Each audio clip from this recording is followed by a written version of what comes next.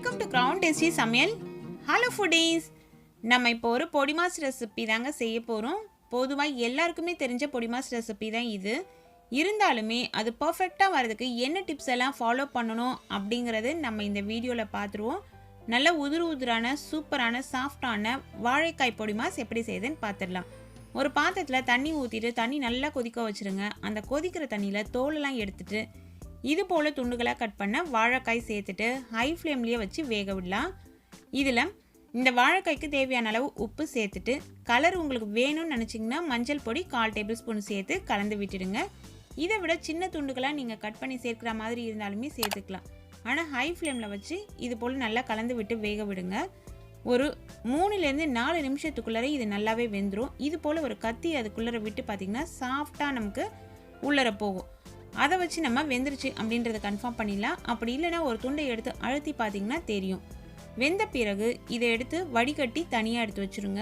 ஃபுல்லாகவும் வேகக்கூடாது, ஒரு 90% வெந்தால் போதும். அதற்கு அடுத்தது தாளிக்கிறதுக்கு ஒரு கடாய் வச்சுட்டு கடாயில் எண்ணெய் சேர்த்துக்கலாம். நான் இன்றைக்கி 1.5 டேபிள்ஸ்பூன் அளவு கடலை எண்ணெய் சேர்த்துருக்கேன். அதில் 1/4 டேபிள்ஸ்பூன் அளவுக்கு கடுகு தாளிச்சிடலாம். கடுகு நல்லா பொரிஞ்சு வரட்டும். கடுகு தாளிக்கும் பொழுது எப்பொழுதுமே லோ ஃப்ளேமில் தான் இருக்கணும். 1 டேபிள்ஸ்பூன் அளவுக்கு உளுந்தம்பருப்பு சேர்த்துட்டு உளுந்தம்பருப்பு நல்லா கோல்டன் கலரில் வறுபடுற வரைக்கும் நம்ம கலந்து விட்டுடலாம். அப்படியே விட்டுட்டிங்கன்னா ஒரு சைடு நல்லா தீஞ்சிரும். இப்போ நல்லா கோல்டன் கலரில் வறுபட்டுடுச்சு. இந்த சமயத்தில் கருவேப்பிலை இலைகள் சேர்த்துடலாம். ஒரு சின்ன வெங்காயத்துலேயும் பாதி அளவு வெங்காயம் தான் நான் இன்றைக்கி சேர்த்துருக்கேன். ஏன்னா நான் சேர்த்துருக்க வாழைக்காய் எவ்வளோன்னு பார்த்தீங்கன்னா 2 மீடியம் சைஸ் வாழைக்காய். வெங்காயத்தை வதக்கி விட்ட பிறகு இதில் காஞ்ச மிளகாய் கிள்ளி நான் தாளிச்சிருக்கேன். காஞ்ச மிளகாய்க்கு பதிலாக நீங்கள் பச்சை மிளகாய் கூட சேர்த்துக்கலாம். ஒரு 4 பச்சை மிளகாய் நீல வாக்கில் கட் பண்ணி சேர்த்துட்டு அதையும் நல்லா கலந்து விட்டுட்டு நம்ம ஏற்கனவே வடிகட்டி வச்சுருக்கோம் இல்லைங்களா வாழைக்காய் வேக வச்சு அதை எடுத்து இதில் சேர்க்கணுங்க. சேர்த்து நல்லா கலந்து விடணும். இப்படி நம்ம கலந்து விடும்பொழுது கண்டிப்பாக ஸ்டவ் லோ ஃப்ளேமில் தான் இருக்கணும். அப்போ தான் அடி பிடிக்காமையும் வரும். நம்ம வாழைக்காய் வேகும்பொழுது உப்பு போட்டோம், இருந்தாலுமே அந்த உப்பு போதுமான அளவு இருக்காது.